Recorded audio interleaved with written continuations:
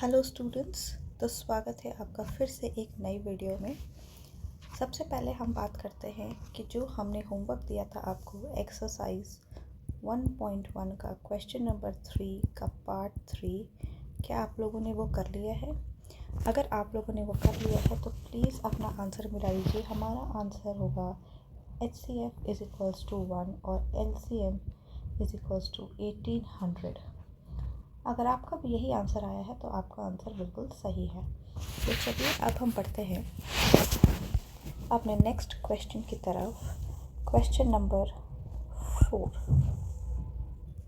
Okay, so my question number 4 is given that HCF 306 657 is equals to 9, find LCM। यानी कि हमको दो numbers का HCF दे रखा है और मेरे को उन्हीं दोनों नंबर्स का LCM भी फाइंड आउट करना है।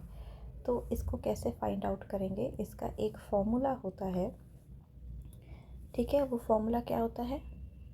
LCM into HCF is equals to product of two numbers. ये फॉर्मूला आपने क्वेश्चन नंबर 2 में भी पढ़ा है। इसी फॉर्मूला की मदद से हम अपना ये वाला क्वेश्चन सॉल्व करेंगे, ठीक है।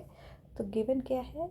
मुझे HCF गिवन है। HCF 306 657 का HCF है 9 और मुझे फाइंड आउट करना है LCM, ठीक है। तो चलिए देखते हैं। LCM मुझे नहीं पता है तो I will write here LCM। HCF मुझे पता है कितना है 9, प्रोडक्ट ऑफ टू नंबर्स। तो यहाँ दो नंबर क्या गिवन है? 306 एंड 657। अब इन दोनों नंबर्स को मुझे मल्टीप्लाई करना है। सबसे पहले LCM निकालने के लिए 306 मल्टीप्लाइड बाई 657 डिवाइडेड बाई 9, ठीक है। ये नंबर जब इधर चला जाएगा तो वो डिवाइड हो जाएगा। अब 306 मेरा 9 से डिविजिबल है। Let's check.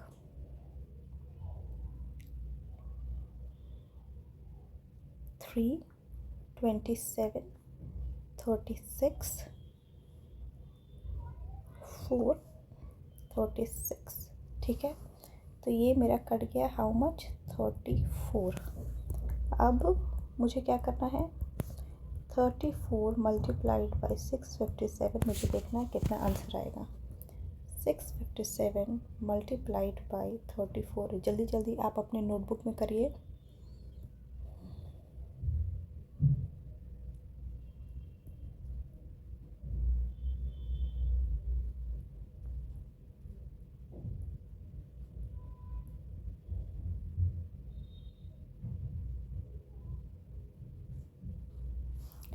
सो मेरा आंसर आया है LCM इज इक्वल्स टू 22338। ये मेरा हो जाएगा आंसर। आप लोग मिला लीजिए। अगर आपका भी यही आंसर आया है तो यू आर करेक्ट, ठीक है।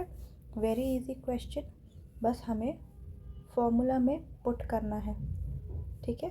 तो आपका ये क्वेश्चन सॉल्व आउट हो जाएगा। तो चलिए बढ़ते हैं हम अपने नेक्स्ट क्वेश्चन की ओर। Okay, so my next question number 5.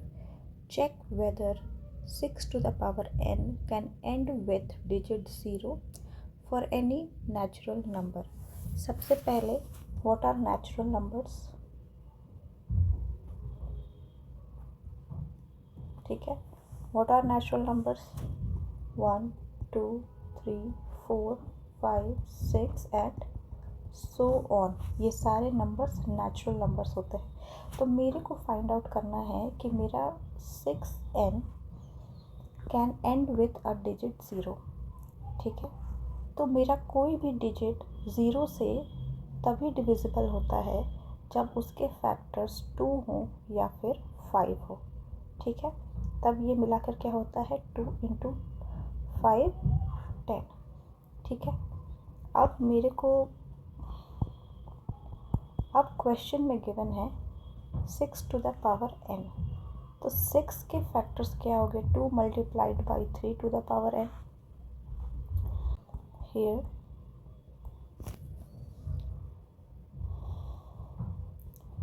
factor 5 is missing. So 6 to the power n cannot end with 0 for any natural number. बस इतना ही करना है आपको.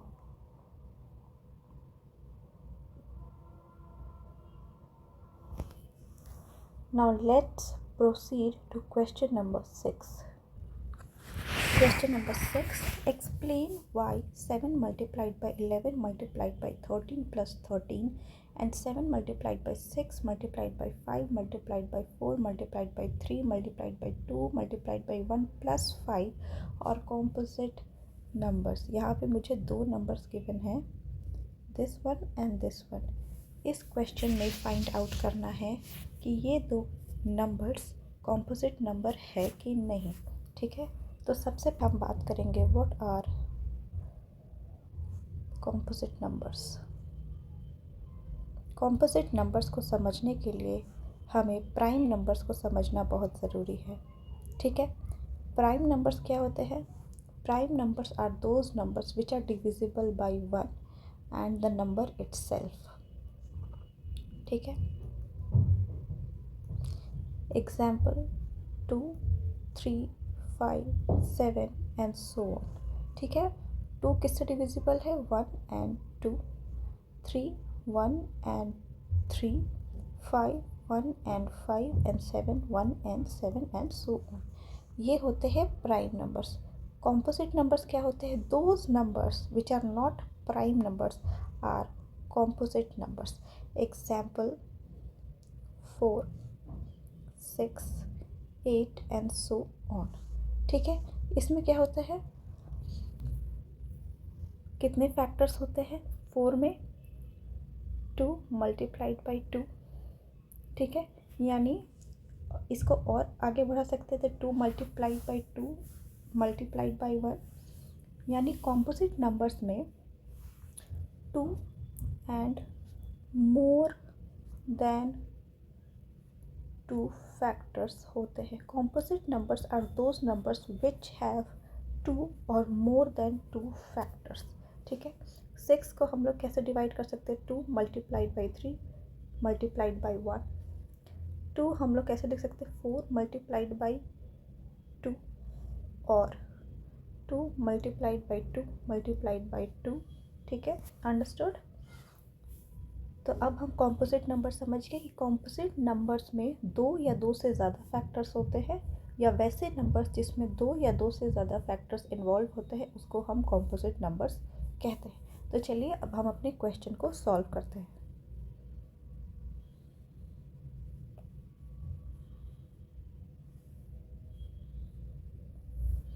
ठीक है, पहला नंबर ले लेते हैं. 7 multiplied by 11 multiplied by 13 plus 13. Common लेते हैं 13 क्योंकि 2 बार है. 13 कॉमन लिए तो 7 मल्टीप्लाइड बाई 11 मल्टीप्लाइड बाई 1 क्योंकि 13 बाहर कॉमन निकल गया है, plus 1. 13 77 plus 1 is equals to 30 78. ठीक है, अब 78 का अगर हम फैक्टर करते हैं 2 से करिए. 3 9 3 13 31. ठीक है, तो इसको हम ऐसे लिख सकते हैं 30 multiplied by 78 sorry 13 multiplied by 2 multiplied by 3 multiplied by 30. यानी देखने से ही पता चल रहा है कि यहाँ पे 2 और 2 से ज़्यादा फैक्टर्स हैं. Hence it is a composite number. ठीक है, अब question number 2. 7 multiplied by 6 multiplied by 5 multiplied by 4 multiplied by 3 multiplied by 2 multiplied by 1 plus 5। अब इस नंबर में कॉमन नंबर क्या है? 5, तो हम 5 को बाहर निकालेंगे। 7 multiplied by 6 multiplied by 4 multiplied by 3 multiplied by 2 plus 1, ठीक है। 42 multiplied by 12 24 plus 1, ठीक है। अब 42 और 24 को मल्टीप्लाई करते हैं, हाउ मच?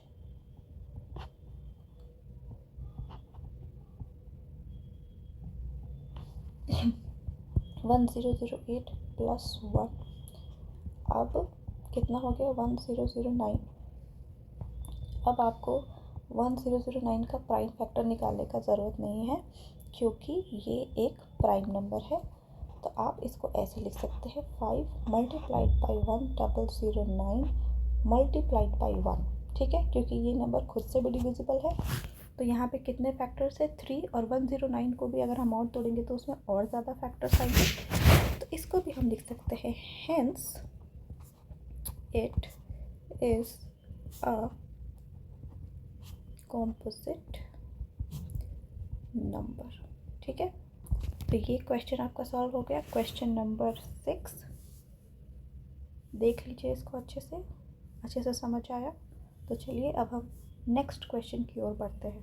क्वेश्चन नंबर 7 क्या कहता है कि there is a circular path around a sports field. एक स्पोर्ट्स फील्ड है सर्कुलर पाथ का, ठीक है। Sonia takes 18 minutes to drive one round of the field. Sonia है, वो कितना मिनट ले रही है? 18 मिनट्स, यानी सोनिया एक राउंड पूरा कंप्लीट करने में 18 मिनट्स ले रही है।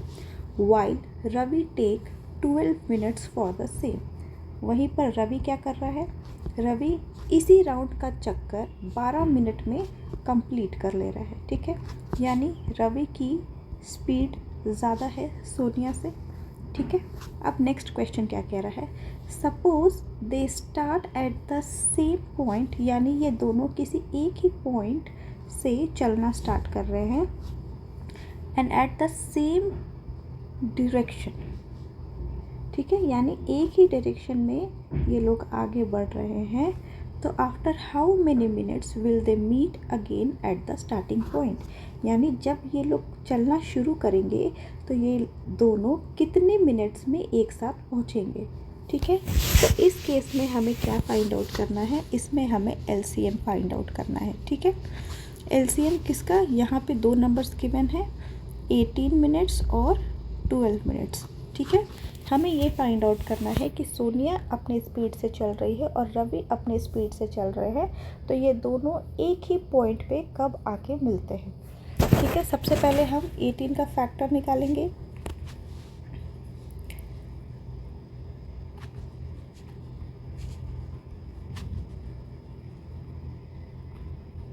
ठीक है, एंड 12 का factor,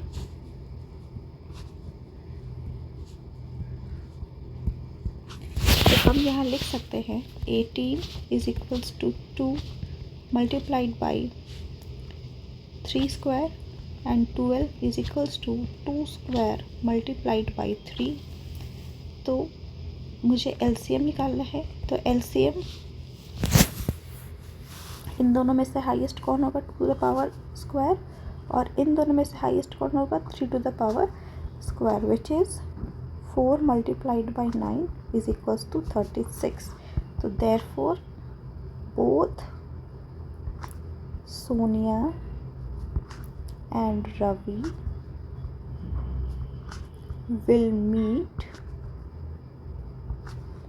after 36 minutes from the same starting point। Clear है? यानी सोनिया और रवि 36 मिनट्स बाद एक दूसरे के साथ मिलेंगे। ठीक है, इसके साथ आपका एक्सरसाइज 1.2 कंप्लीट होता है। नेक्स्ट वीडियो में हम एक्सरसाइज 1.2 स्टार्ट करेंगे। ठीक है, till then please subscribe this channel, like, comment and share. Okay.